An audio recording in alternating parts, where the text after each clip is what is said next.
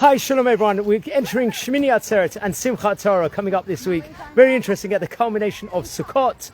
And what's amazing about this specific, let's say, day, we know that Shemini Atzeret and Simchat Torah is 2 days in the diaspora, and in Israel they are on the same specific day in of itself. But one thing that we do, different communities will have different prayer liturgies on this specific day, is a Tefillah. The Ashkenazim will say Tefillat Geshem, and Sfardim will do a Tikkun Geshem on this time period, because we know that at this time period, at the time of Shemini Atzeret, is a time period where the most bountiful time period for rain to come upon Am Yisrael, to wash our amazing grass, to wash our trees, we need it inside this world for so many different reasons. So there's two differences. There's a Tefillat Geshem, which Ashkenazi communities will actually comprise of, and there's a Tikkun Geshem, which the North African and Sephardi countries or communities will actually recite in of its own. So what is the difference over here in these two Tefillot at this point in time? Because it's very crucial that we will say these two,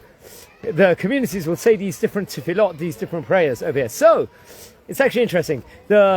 Let's say the Tefillat Geshem in its own right brings about, like, let's say, reminds of like the incidences of water that actually came out throughout the different time periods, and how important water actually is in every single aspect. In fact, just as an added tidbit, the water is mayim, and they say without water, water is like Torah.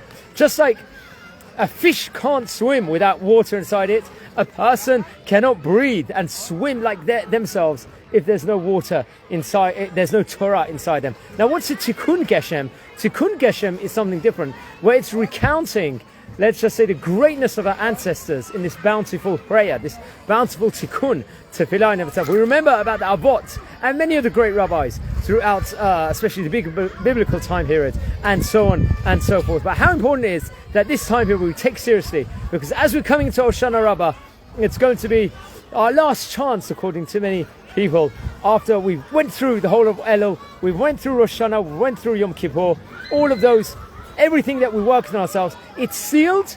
There's been the Chatimah, and it's sealed on Hoshana Rabbah itself. And then now, at this point in time, we start afresh, and we can ask Hashem for rain, ask Hashem for the rain that we need for the year. And we beg, we beseech Hashem, and Bezrat Hashem, we will all have a fantastic year. Now, it's no coincidence I'm talking all about rain over here, just to leave you guys with a special treat over here. I'm in a famous park, the Yarmut Park here in Bet Shemesh, and over here we're talking about rain, we've got the Bir Azag over here, a stone wall, which is actually interesting, and this is very famous from the 1517 to 1917 period.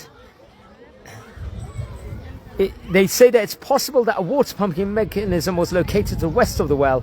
The well's location indicated that it was used for supplying water to the rich agricultural fields in the Yarmut River over here. This is very historical over here, from more than 500 years ago. This the municipality of Bet Shemesh even put up over here. But we want rain, we want an abundance of rain. This is a real archaeological site here in Bet Shemesh, and we're going to pray for rain and Bezrat Hashem, just good things for the rest of the year. So wishing you all well. Chag Sameach. Hope you all have fantastic Sukkot, and take care. Enjoy the scene.